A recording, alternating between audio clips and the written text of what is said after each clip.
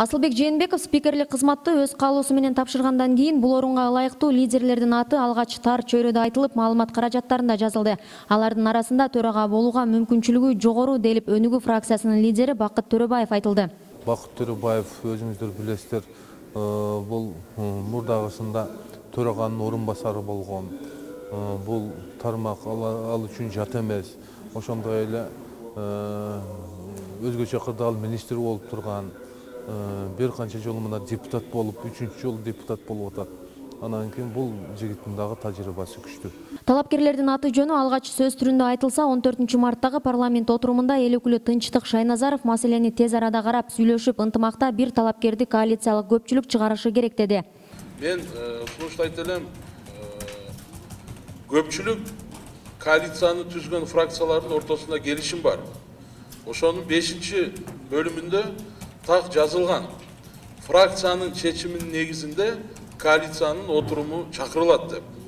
Ушул маселени жаңы төраганы шайлоо боюнча мен чакырып кетет элем. Чыныбек Кунучту, коалиция көпчүлүк коалициянын башчысын, фракциянын лидерлерин, негизинен депутаттарды бир коалициянын алкагында отуруп, ынтымакта, жакшынакай чечишип алсак, мыйзам негизинде биз дагы эртең менен Өнүгүү прогресс фракциясы чечимин бердик. Коалициянын отурумунда чечип алсак, ошол жерде ачык, жаңжалдашпай, урушпай бир талапкерге токтоп, ошол талапкерди пленардык заседанияга чыгарып, анан шайлап берсек. Өнүгүү фракциясы спикерлик кызматка Бакыт Төрөбаевдин талапкерлигин колдоп, тиешелүү сунушту башкаруучу коалициянын жетекчилигине жиберишти. Төрагалык кызматка Бакыт Төрөбаевдин мүмкүнчүлүгү жогору экенин кесиптештери да, эксперттер да белгилөөдө.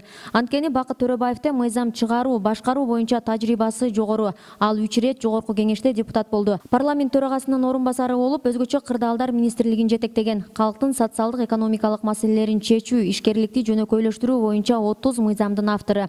Башка саясатчылардай жаман иштерге аралашкан эмес, бардык тараптар менен тил табыша билген кыраакы, жаш, көрөгөч саясатчы. Чындыгында мен ойлойм, биз 2013-жылы парламенттик мамлекеттик башкаруу системаны өзгөргөн, бул парламенттик система өткөнбүз. Азыр ким ушул жогорку кеңештин, парламенттин, Кыргызстандын парламенттин төрагасы болуш абдан маанилүү да. Ошон үчүн бүгүн абдан маанилүү маселе. Эми мен мынтип айтат элем да, мен